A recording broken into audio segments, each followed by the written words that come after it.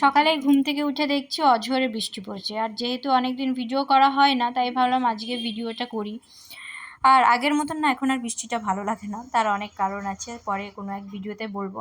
আর মাকে দেখছি এদিকে লুচি বানাচ্ছে, তবে হ্যাঁ বৃষ্টির দিনে গরম গরম লুচি বেশ ভালো লাগে, কার কার ভালো লাগে সেটা কমেন্ট জানিও। আর বাবা এদিকে পুচকুকে নিয়ে খেলছিল। আর এদিকে হচ্ছে বুনুর যেহেতু ছুটি ছিল, ওর ঘুম থেকে ওঠার কোনো ইয়ে নেই, যা হোক করে উঠেছে, তাও বিছানা নিয়ে বসেছিল। আর এদিকে মুন্নি এসেছিল, পুচকু এসেছিল, ওরা আড্ডা দিচ্ছিল, আর আমি এদিক থেকে ওদের বলছিলাম বিছানাটা তোল। তো যাই হোক অবশেষে বিছানা তুললো।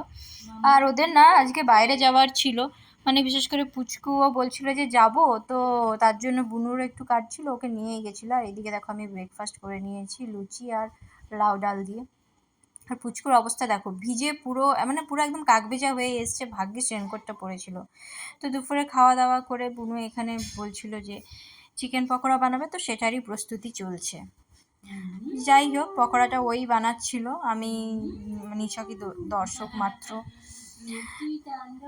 আর ছোট বাড়িতে ছোট বাচ্চা থাকলে না সব সময় দেখবে তাদের সময় অনুযায়ী নিজেদের চলতে হয়, তো এই করেই আর বিশেষ করে ভিডিও কিছু করা হয়নি।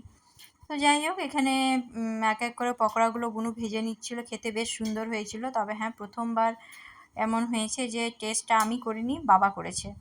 তো প্রথম টেস্ট বাবা করেছে, বাবাকে জিজ্ঞাসা করেছিলাম যে কেমন হয়েছে, বাবা তো বললো যে বেশ ভালোই হয়েছে। তো যাই হোক এভাবেই দিনটা শেষ করলাম। তো চলো আজকের ভিডিও এই অবধিই থাক, দেখা হবে অন্য কোনো নতুন ভিডিওতে। ভিডিওটা ভালো লাগলে প্লিজ লাইক